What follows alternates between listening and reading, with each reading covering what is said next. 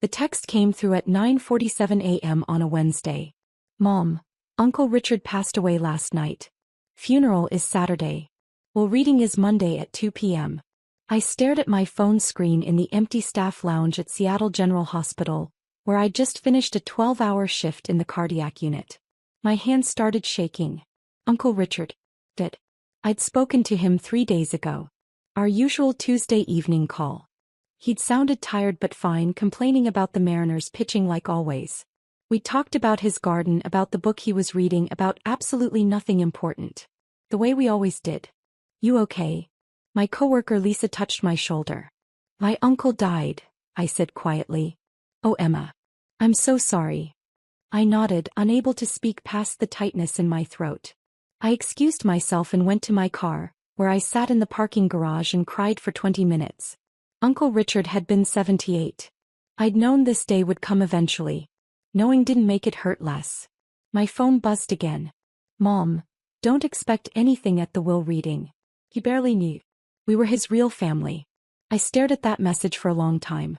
Then I blocked out the pain and drove home to my small apartment in Capitol Hill, the one Mom loved to mention whenever she wanted to remind me that my older sister Melissa lived in a 4-bedroom house in Bellevue.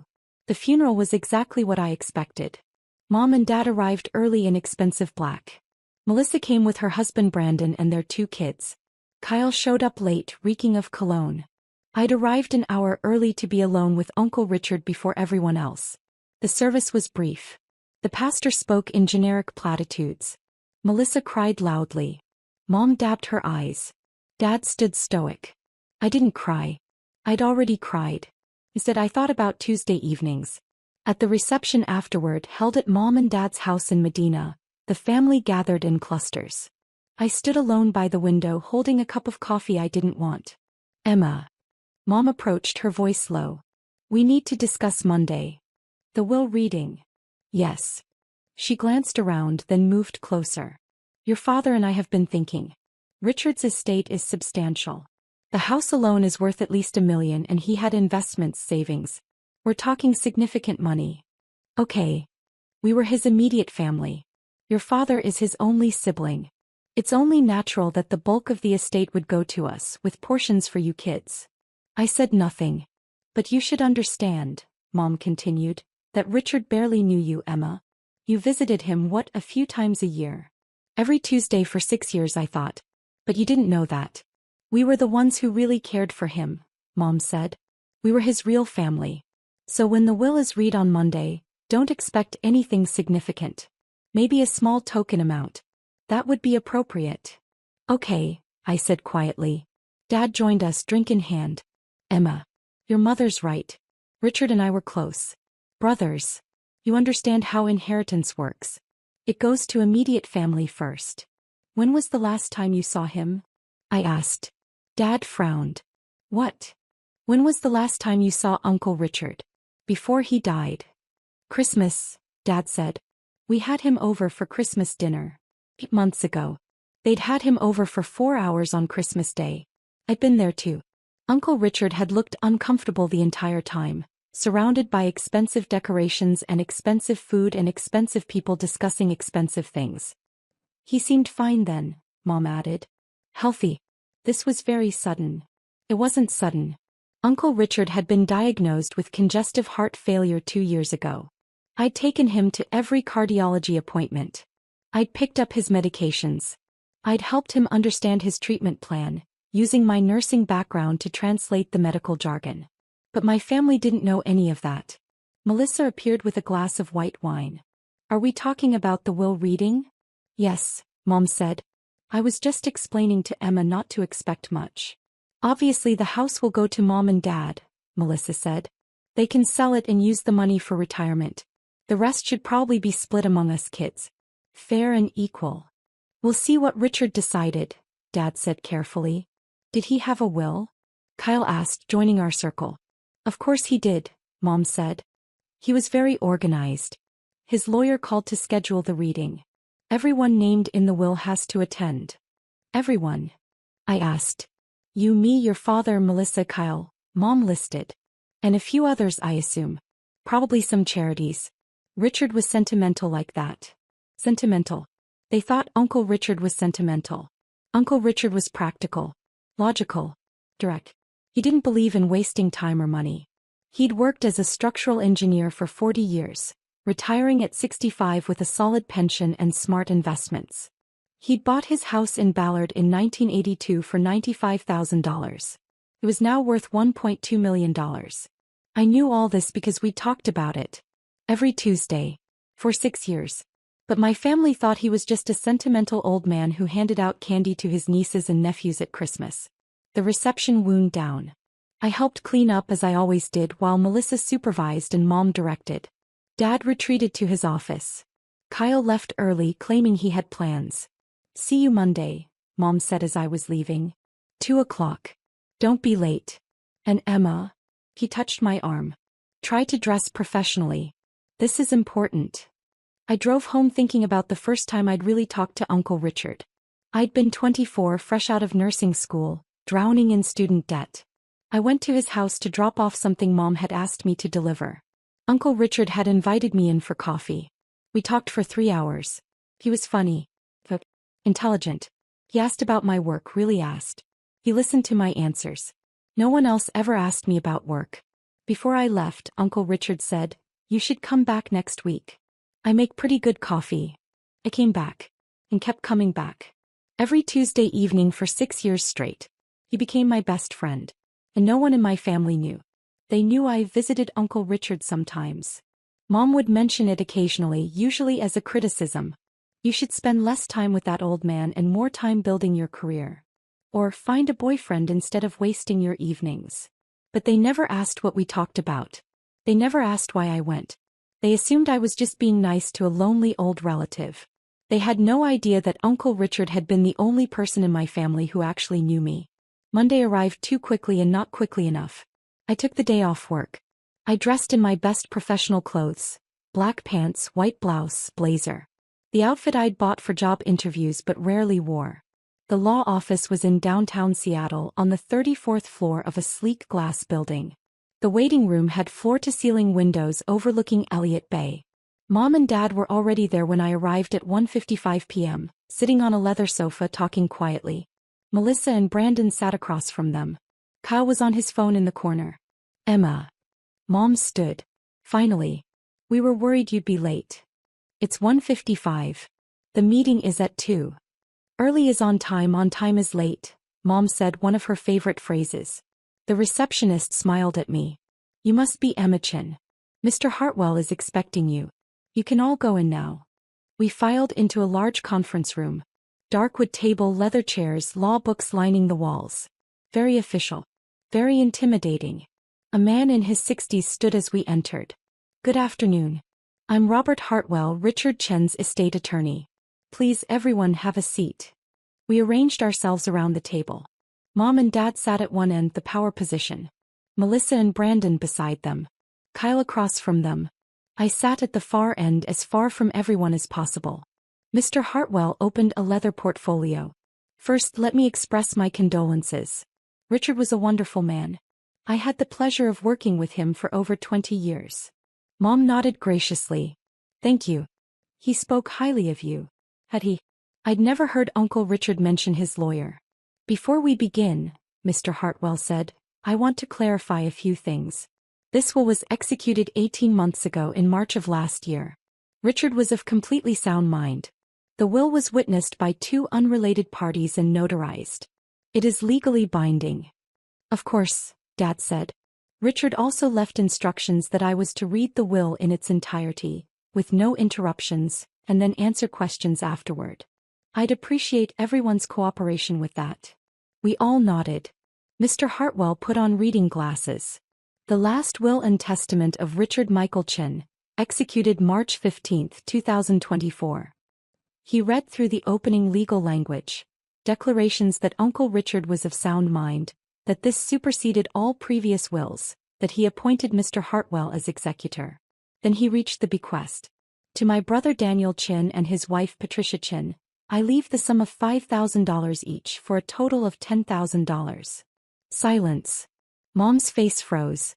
To my niece Melissa Chin Morrison, I leave the sum of $5,000.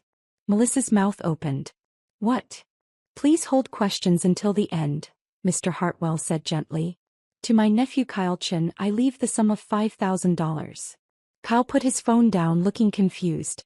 The entirety of my remaining estate, Mr. Hartwell continued, including my residence at 4728 Sunset Avenue, all bank accounts, investment portfolios, retirement accounts, personal property, and any other assets not specifically mentioned above, I leave to my niece Emma Louise Chin.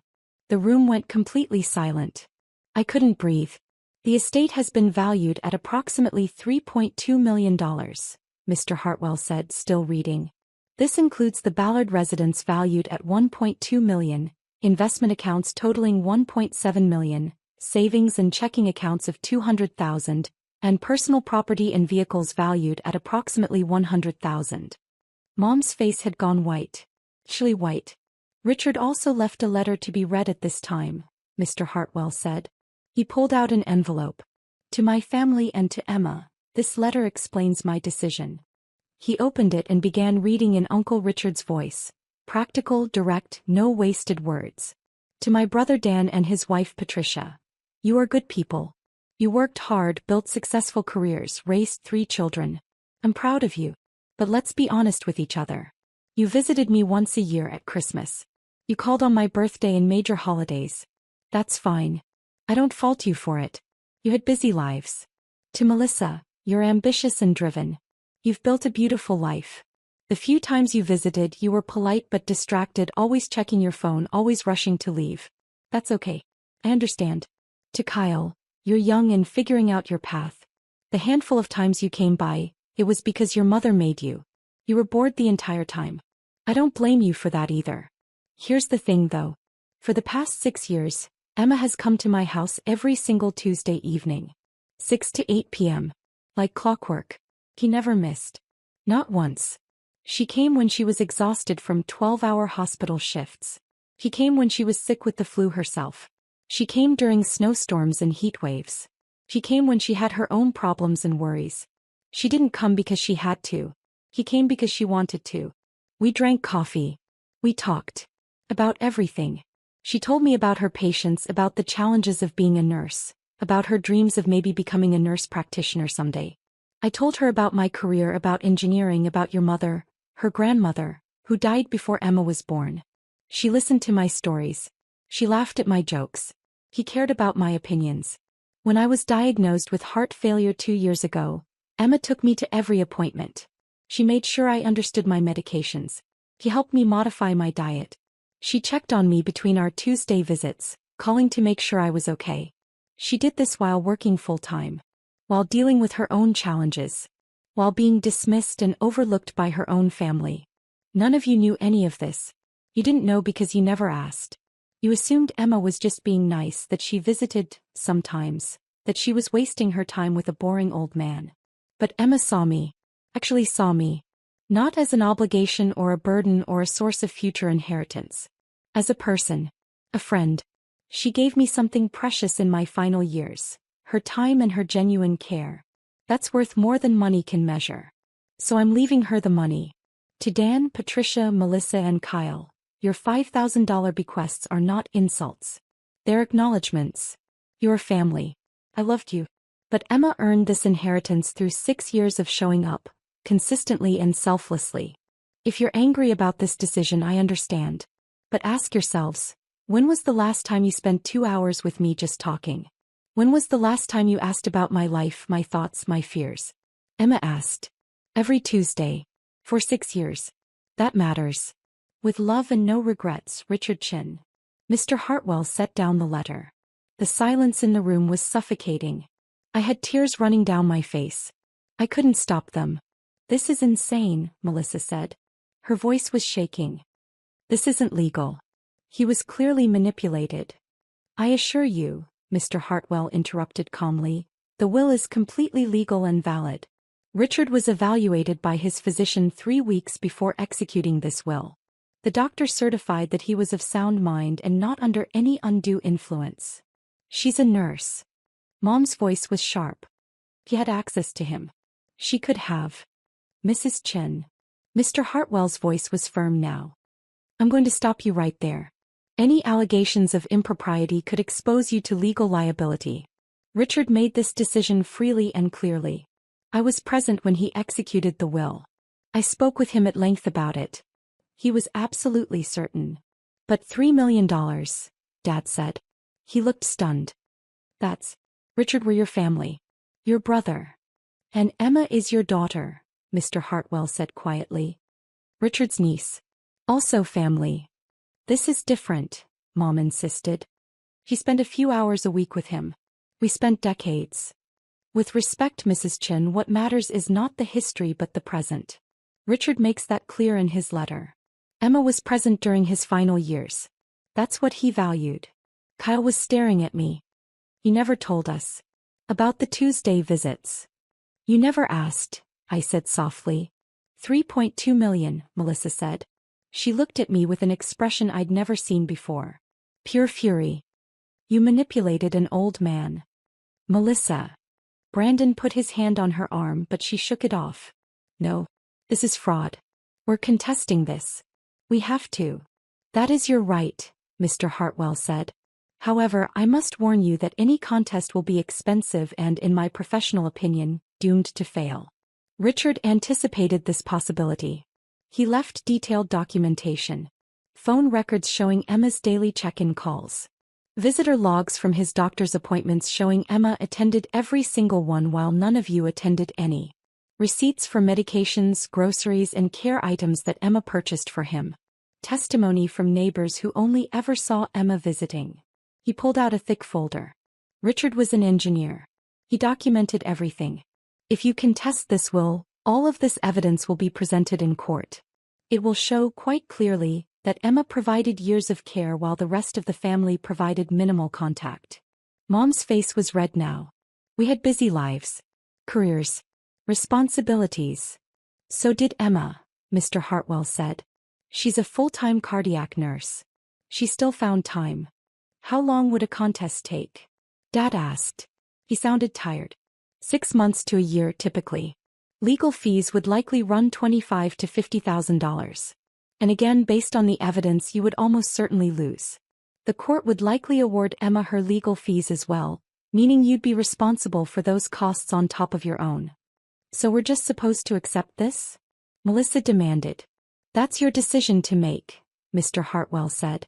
But yes, I would strongly advise accepting it. He turned to me. Emma, do you have any questions? I wiped my eyes.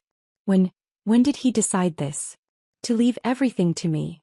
We discussed it about 2 years ago, shortly after his diagnosis. He'd been thinking about it for a while. He told me he wanted to ensure the person who actually cared for him would benefit, not just the people who assumed they'd inherit because of a family tree. He never said anything to me. He didn't want it to affect your visits. He wanted to make sure you were coming for him, not for an inheritance. Though he told me he knew that was never your motivation. Fresh tears spilled over. Uncle Richard had known. Of course he had. He'd known I loved him. That I came every Tuesday because I wanted to, not because I expected anything. This is bullshit, Kyle muttered. Kyle. Mom snapped. What? Is? Emma gets $3 million because she drank coffee with the guy. She did considerably more than that, Mr. Hartwell said. But regardless, this is Richard's decision to make. It was his money. His estate. His choice. What happens now? Dad asked. The estate will go through probate, which typically takes 4 to 6 months. As executor, I'll manage that process. Emma will inherit the house and all assets once probate is complete. The $5,000 bequests to each of you will be distributed first, within 30 days. $5,000, Melissa laughed bitterly. After all the years. All the years of what? I said quietly. Everyone looked at me.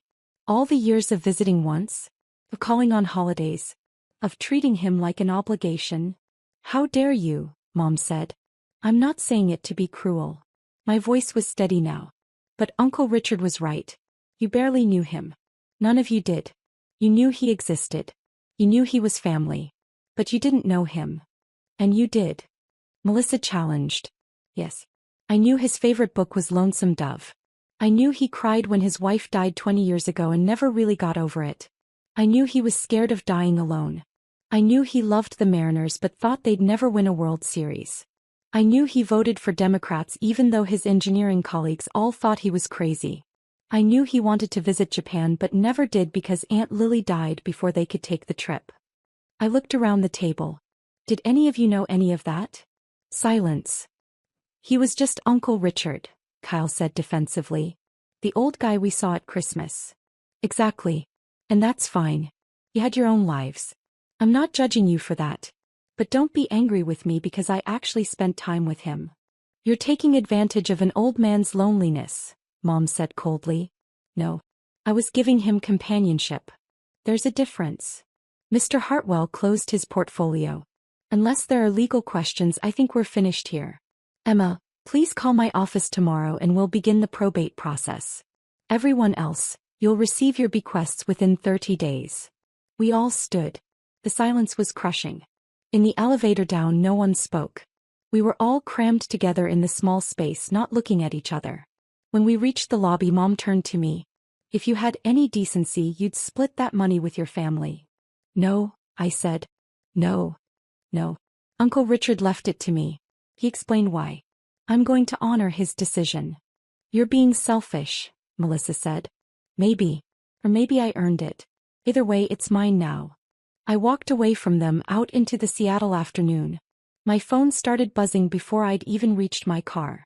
Melissa, you're destroying this family. Kyle, this is so messed up. Mom, we need to talk about this reasonably. Dad, Emma, call me. I didn't respond to any of them. That night I drove to Uncle Richard's house. My house now, I supposed, though that felt impossible to process. It was a small craftsman bungalow with a covered front porch. The garden Uncle Richard had tended for 40 years was overgrown now. He'd been too weak to maintain it these last few months. I used the key he'd given me 2 years ago. In case of emergency, he'd said. You're my emergency contact. You should have a key. The house smelled like him. Coffee and Old Spice and old books. I stood in the living room and cried. Everything was exactly as it had been last Tuesday. The coffee maker I'd used to make our evening coffee. The 2 mugs in the sink still unwashed. The book he'd been reading, bookmark halfway through. The photo albums on the shelf. Uncle Richard's entire life, documented in pictures. I pulled one down and flipped through it. Uncle Richard and Aunt Lily on their wedding day. Uncle Richard at his college graduation. Uncle Richard and Dad as kids, maybe 7 and 10, grinning at the camera. Toward the back, recent photos. Most of them were of Uncle Richard alone, at his garden at the park, reading on his porch. Then I found a section of photos I hadn't known existed. Photos of me and Uncle Richard. Someone must have taken them, maybe a neighbor. Us sitting on the porch drinking coffee. Us at the kitchen table both laughing at something. Us in his garden, me holding a watering can while he pointed at a plant. He kept photos of our Tuesdays. I sat on his couch, my couch, and cried until I couldn't cry anymore. The next 2 weeks were brutal. My family called constantly. Mom wanted to have a family meeting to discuss fair distribution. Melissa left voicemails accusing me of manipulation and greed. Dad sent long emails about family obligation and doing the right thing. Kyle just sent angry text. I didn't respond. I went to work. I did my job. I came home. I ignored my phone. Mr. Hartwell called to walk me through the probate process. He was kind and patient, explaining everything clearly. You're handling this well, he told me. Richard would be proud. My family hates me. They're upset. They expected something different. But that's not your fault, Emma. You didn't manipulate anyone. You were just present. That's all Richard wanted. Someone to be present. 3 weeks after the will reading, Mom showed up at my apartment. We need to talk, she said when I opened the door. I let her in because I was too tired to fight. She sat on my worn couch in my small apartment and looked around with barely concealed disdain. You're really going to keep living here? You're about to inherit millions. I haven't inherited anything yet. Probate takes months. Emma. She leaned forward. Be reasonable. That money should go to the family. All of us. Richard was confused at the end. He didn't understand what he was doing. He wasn't confused. He was very clear. You manipulated him. I visited him. Every week. For 6 years. That's not manipulation. That's showing up. You knew he had money. Actually, I didn't. Not exactly. We never discussed his finances in detail. I knew he owned his house. I knew he had a pension. But I didn't know about the investments or the exact amounts. And I didn't care. I don't believe you. I know you don't. But it's true. I visited Uncle Richard because I liked him. Because he was my friend. Because every Tuesday evening for 2 hours, I had someone who actually listened to me. Mom flinched. We listen to you. No, Mom, you don't. You never have. When's the last time you asked about my job? Really asked, wanted details? You're a nurse. You work at a hospital. I'm a cardiac care nurse. I specialize in post-surgical recovery. I've been thinking about going back to school to become a nurse practitioner. Did you know that? Mom was silent. I've been thinking about it for 2 years. I've mentioned it. But you've never asked about it. You're always too busy telling me about Melissa's kitchen renovation or your golf club drama. That's not fair. It's completely fair. And it's fine, Mom. I stopped expecting you to be interested in my life years ago. But don't be surprised that I formed a close relationship with someone who was interested. So this is our fault? This isn't about fault. This is about choices. Uncle Richard chose to leave his money to me. I'm choosing to accept it. You're choosing to be angry about it. Those are all choices we're making. $3 million, Emma. I know. That could change all our lives. It's going to change my life. That's what Uncle Richard wanted. Mom stood. If you go through with this, your family will never forgive you. Then I guess my family will never forgive me. She left without another word. 4 weeks after the will reading, Melissa showed up with a lawyer. They came to my apartment on a Saturday morning. I was still in my pajamas, having worked a night shift. This is my attorney, Michael Brennan, Melissa announced. We're filing a contest to Richard's will. Mr. Brennan looked uncomfortable. Miss Chin, my client believes there are grounds to challenge the will on the basis of undue influence. Hey, I said. I was too tired for this. We'd like to propose a settlement, he continued. Rather than going through expensive litigation, we're prepared to offer you a generous amount if you'll agree to split the estate more equitably. How equitably? 40% to you, 60% split among the other family members. I did the math. That would give me about $1.3 million. They'd split nearly $2 million. No, I said. Emma, be reasonable, Melissa said. We're being more than fair. Uncle Richard was clear about what he wanted. I'm not negotiating against his wishes. We will win in court, Mr. Brennan said, though he didn't sound confident. The evidence of undue influence is compelling. What evidence? You had exclusive access to Richard. You isolated him from his family. You're a medical professional who could have manipulated his medications or mental state. I'd like you both to leave now, I said calmly. Emma. Leave. Or I'll call the police and report you for harassment. They left. 2 hours later, I received a call from Mr. Hartwell.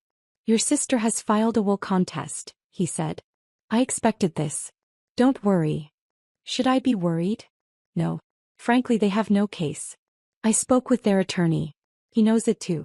He's doing this because Melissa is paying him to. But it will fail. How long will it take? 4 to 6 months for the court hearing. The judge will review the evidence and make a ruling. Based on what we have, I'm confident we'll prevail. And if they lose? They'll be responsible for their own legal fees, likely $25,000 or more. And the judge may award you your legal fees as well, which they'd have to pay. Total cost to them could be $50,000 or more. That seems like a waste of money. It is. But sometimes people need to learn lessons the expensive way. 5 months later, we sat in King County Superior Court. Judge Margaret Fisher presided. She was in her 60s, sharp-eyed and no-nonsense. Melissa's attorney, Mr. Brennan, presented their case. He argued that I'd had unusual access to Uncle Richard. That I'd isolated him from his family. That as a medical professional I could have influenced his mental state. He had no evidence of any of this. Just speculation and insinuation. Then Mr. Hartwell presented our case. He had phone records showing I'd called Uncle Richard daily for 2 years. Visitor logs from cardiology appointments showing I'd attended all 17 appointments while no other family member attended any. Testimony from Uncle Richard's cardiologist stating that Richard had been completely mentally competent until his final week. Testimony from 3 neighbors stating they'd only ever seen me visiting, never other family members except once a year at Christmas. He had receipts for medications I'd purchased. Grocery receipts for food I'd bought him. Receipts for the home health aide I'd hired out of my own pocket when Uncle Richard got too weak to manage alone. He had Uncle Richard's letter written in his own hand, explaining his decision clearly and rationally. Judge Fisher reviewed everything silently. Then she spoke. "I've practiced law for 35 years, she said. I've overseen hundreds of will contests. Most of them involve legitimate concerns. Questions about mental competency, suspicious circumstances, unclear intent. This is not one of those cases." She looked at Melissa. "Ms. Morrison, your uncle left a clear, documented explanation of his decision. He was evaluated by a physician and found competent. He had the right to leave his assets to whomever he chose." "But she manipulated," Melissa started. "No," Judge Fisher interrupted. "She visited him. There's a difference. A significant one." He turned to me. "Ms. Chen, the evidence shows you provided consistent, loving care to your uncle for years. You did so while working full-time as a nurse. You did so without any apparent expectation of inheritance. Your uncle valued that care. He chose to reward it. That was his right." Back to Melissa. "If you had wanted to inherit, you should have been present in his life. That's not manipulation on your niece's part. That's consequence." She banged her gavel. "Contest denied. Richard Chen's will stands as written. Furthermore, given the weakness of this case and the clear evidence against it, I'm awarding Ms. Emma Chen her legal fees, to be paid by the contesting party." Mr. Hartwell leaned over and whispered, "That's $12,000 they now owe you." Melissa stood abruptly and walked out, her face red. Outside the courtroom, Mom and Dad were waiting. "You're really going to let them make us pay?" Mom asked. "I didn't make that decision. The judge did. You could waive it. Show some family compassion." "No," I said. "You chose to contest the will. You lost. These are the consequences." I walked away from them for the second time. 6 months after Uncle Richard's death, the estate cleared probate. I took possession of the house, the bank accounts, the investments, $3.2 million. I sat in Uncle Richard's house, my house, on a Tuesday evening drinking coffee like we used to. The house was quiet. Too quiet. Uncle Richard had wanted me to build the life I deserve. I thought about what that meant. I called Mr. Hartwell. "I want to set up a scholarship fund for nursing students who are first-generation college students working their way through school. $50,000 a year. That's very generous. Uncle Richard paid for his own college by working construction. He'd appreciate this. I'll set it up. And $100,000 to cardiac research. In his name." I made my decisions over the following weeks. I moved into the Ballard bungalow with its memories of Tuesday evenings. I enrolled in a nurse practitioner program at the University of Washington. 2 years part-time, no loans needed. I hired a gardener to restore Uncle Richard's garden to how it looked when he tended it. The scholarship fund's first recipient was a 22-year-old single mother. She cried when I told her. I cried too. My family didn't speak to me for months. Then Kyle texted, "Hey, can we talk?" We met at a coffee shop. "I wanted to apologize," he said. "I was angry, jealous. But you didn't steal anything. You earned it." What changed? I realized I can't remember a single real conversation with Uncle Richard. Every time I saw him, I was on my phone. I didn't care about him. I just cared about what he could give me. We talked for an hour. Really talked. "I don't know if Mom and Dad will come around," Kyle said. "Or Melissa. But I'm glad Uncle Richard left everything to you. You deserved it." A year after Uncle Richard's death, Dad called. "Emma, I'm calling to apologize. Your mother and I were wrong.